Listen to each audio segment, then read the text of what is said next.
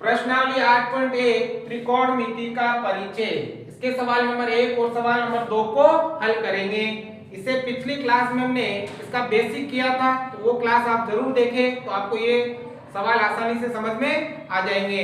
तो देखो सवाल नंबर 1, त्रिभुज एबीसी में जिसका कोण बी समकोण है, AB बराबर 24 सेंटीमीटर और BC बराबर 7 सेंटीमीटर है, निम्नलिखित का मान ज्ञात कीजिए।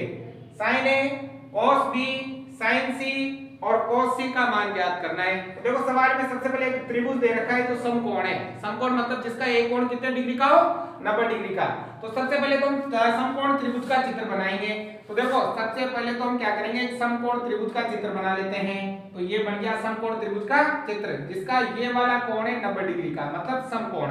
अब समकोण कौन सा कोण है, बी वाला है ना, तो यहाँ आएगा बी, यहाँ आ जाएगा ए और यहाँ आ जाएगा सी। तो ये बन गया आपके त्रिभुज ए बी सी। ठीक है, अब इस त्रिभुज में ए बी बराबर 24 है, तो ये ए बी बराबर है 24 सेंटीमीटर। ठीक है, बी सी मतलब ये वाली भुजा है 7 सेंटीमीटर। ठीक है, तो निम्नलिखित का मान ज्ञात कीजिए। अब देखो जब समकोण त्रिभुज की दो भुजाएं दे रखी हो तो पहले आपको तीसरी भुजा ज्ञात करनी पड़ेगी, और तीसरी भुजा ज्ञात करने के लिए सूत्र क्या है, पाइथागोरियस प्रमेय, मतलब कर्ण का स्क्वायर बराबर लंब का स्क्वायर प्लस आधार का स्क्वायर। तो बेटा आपको बताया था मैंने पिछली क्लास में कि समकोण त्रिभुज की दो भुजा दी हुई होगी और तीसरी भुजा ज्ञात करनी पड़ेगी। तो सबसे पहले ये भुजा ज्ञात करेंगे, हम कर्ण ज्ञात करेंगे। तो बताओ कर्ण ज्ञात करने का सूत्र क्या है, वो सूत्र है आपके कर्ण का स्क्वायर बराबर लंब का स्क्वायर प्लस आधार का स्क्वायर, पाइथागोरियस प्रमेय। ठीक है, अब देखो कर्ण तो यहाँ पर ये वाली भुजा है जिसका नाम क्या है AC।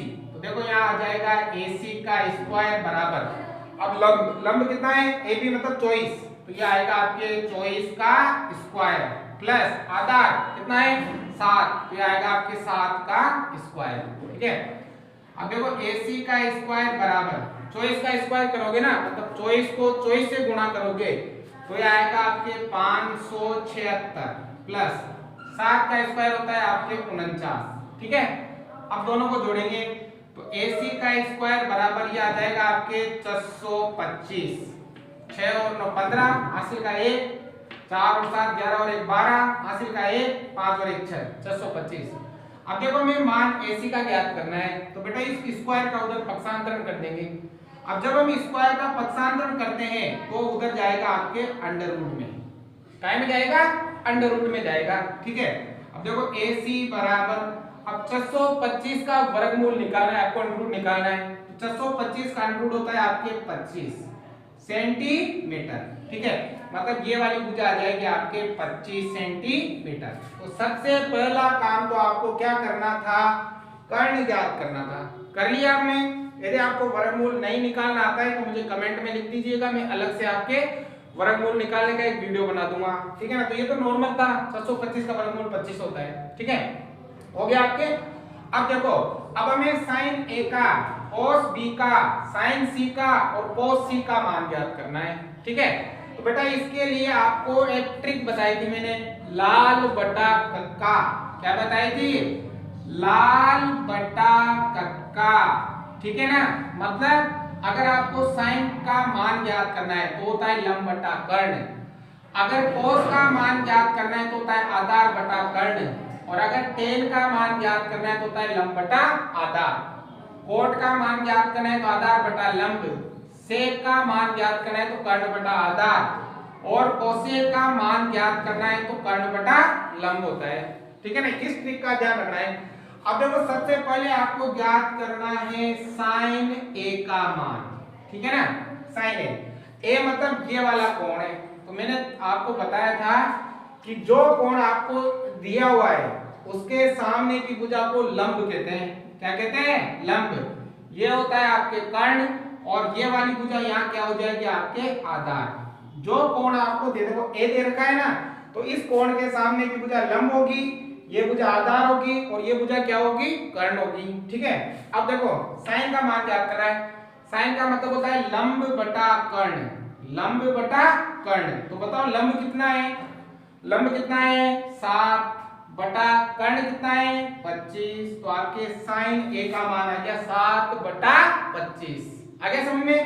अब इसी में दूसरा ज्ञात करना था cos b का मान, ठीक है ना, cos a, सॉरी यहां भी a है, cos a का मान, ठीक है ना। अब देखो cos का मतलब क्या होता है, cos का मतलब होता है आधार बटा कर्ण। क्या होता है, आधार बटा कर्ण। तो देखो cos आधार कितना है, आधार है आपके 24 बटा कर्ण, कर्ण कितना है, ये आपके 25। तो ये आगे आपके पहले के उत्तर। आगे समझ में। अब देखो दूसरे में आपको क्या ज्ञात करना है, सबसे पहले ज्ञात करना है sin c का मान, ठीक है। अब देखो बेटा यहाँ कोण c है, इसका विशेष ध्यान रखना है आपको। कोण c है मतलब ये वाला कोण है, अगर ये वाला कोण है ना तो अब इसके सामने की भुजा ये आपके लंब बनेगी और ये वाली भुजा आपके आधार बनेगी। ये वाला कोण है ना तो इसके लिए ये बनेगी लंब और ये क्या बनेगी, आधार, क्योंकि जो कोण होता है उसके सामने लंब होता है, दूसरी भुजा क्या होती है, आधार होती है, ठीक है। अब हमें मान ज्ञात करना है साइन का, तो साइन वही होता है लंब बटा कर्ण। तो देखो इस कोण के लिए लंब कौन सा होगा, 24, और कर्ण तो कोई चेंज नहीं होता, वो आएगा आपके 25। तो इसका उत्तर आ जाएगा 24 बटा 25। अब अगला ज्ञात करना है cos c का मान। तो देखो cos क्या होता है, आधार बटा कर्ण, ये होता है ना। अब देखो इस कोण के लिए आधार कितना है, 7, और कर्ण कितना है, 25। ये आगे आपके सभी के मान। आगे समझ में, इंपॉर्टेंट है, परीक्षा में पूछा जाता है, तो ध्यान से आपको समझना है। सबसे पहले तो त्रिभुज आएगा, उसमें दो भुजा होगी, तीसरी भुजा आपको ज्ञात करनी पड़ेगी पाइथागोरस प्रमेय से, ठीक है। वो भुजा ज्ञात करने के बाद आपको ट्रिक याद रखनी है, लाल बटा कक्का। अब देखो सवाल नंबर 2, चित्र में tan p minus cot r का मान ज्ञात कीजिए। आपको चित्र दे रखा है, इसमें tan p minus cot r का मान ज्ञात करना है। तो देखो चित्र में समकोण त्रिभुज ही है, तो कर्ण ये 90 डिग्री का कोण है, इसके सामने ये तो है कर्ण, ठीक है। अब 90 डिग्री का कोण है तो ये तो है कर्ण। अब देखो अभी अगर कोण p लेते हैं तो इसके सामने लंब हो जाएगा, ये आधार हो जाएगा। तो अभी फिलहाल हम इसको आधार ले लेते हैं और इसको लंब ले लेते हैं, ठीक है। अब देखो सबसे पहले इस त्रिभुज में आपको दो भुजाएं दे रखी है और तीसरी भुजा आपको क्या करनी है, ज्ञात करनी है, ठीक है। तो ये किससे ज्ञात करेंगे, पाइथागोरस प्रमेय से।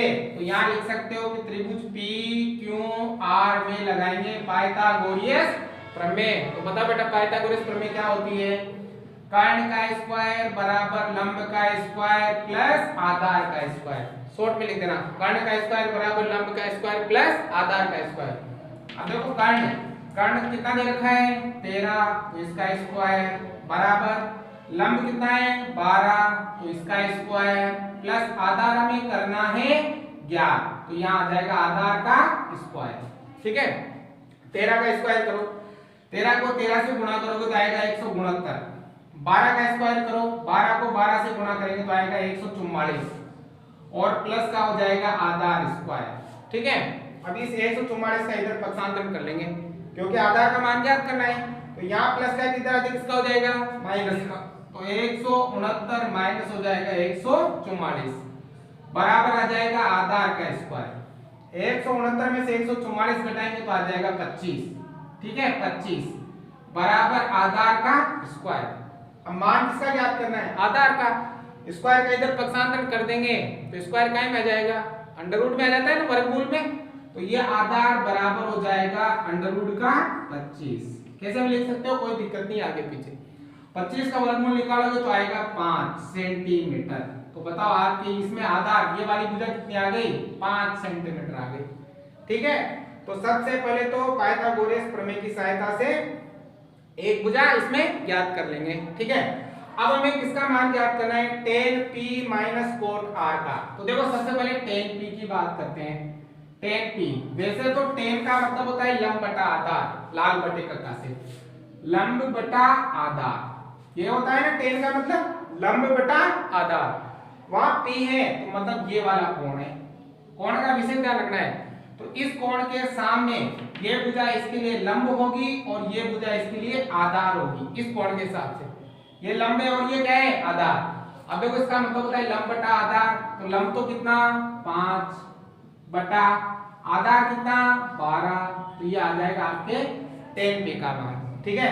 अब अगला है cot r। अब देखो कोट का मतलब होता है आधार बटा लंब, आधार बटा लंब, तो लिख लेते हैं आधार बटा लंब। अब देखो यहाँ कोण R है, R है मतलब ये वाला कोण है, ठीक है ना। अब इसके सामने की ये भुजा हो जाएगी लंब और ये वाली भुजा हो जाएगी आधार, ठीक है ना। देखो कोण R है तो जिसके सामने ये तो लंब और ये क्या हो जाएगी आधार, तो बताओ आधार तो कितना है 5 बटा लंब कितना है 12, तो ये आएगा किसका मान कोण R का मान आ गया। अब ये ज्ञात करेंगे tan p minus cot R, तो देखो tan p 5 बटा 12 माइनस कोट R ये भी 5 बटा 12, ठीक है। अब देखो 5 बटा 12 में से 5 बटा 12 घटाओगे तो क्या बचेगा 0, ये 0 बचेगा जो आपका क्या होगा आंसर, ठीक है। उम्मीद करता हूं आप लोग को दोनों सवाल आसानी से समझ में आए होंगे। अगर समझ में आया तो लाइक शेयर सब्सक्राइब जरूर से जरूर कीजिएगा। अगले जो क्लास है उसमें इसके आगे के सवाल भी हम करेंगे।